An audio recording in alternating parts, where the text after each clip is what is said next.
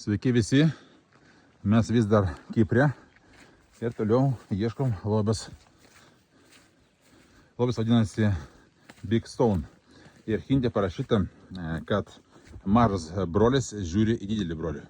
Kaip galvojat, kuris iš jų yra mažas, kuris yra didelis? Vienas akmuo ir kitas.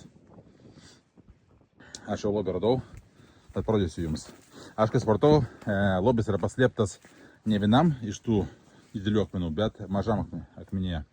Kaip manot, akmenų čia pilna, tai kur galėtų būti lobis? Ieškom, žiūrim, pavyzdžiui, toks akmenukas.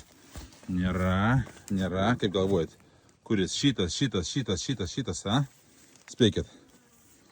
Gerai, nekankinsiu, žiūrėkit, kaip padarė kipriočiai. O toks akmenukas visai paprastas, žiūrėkit. Hop.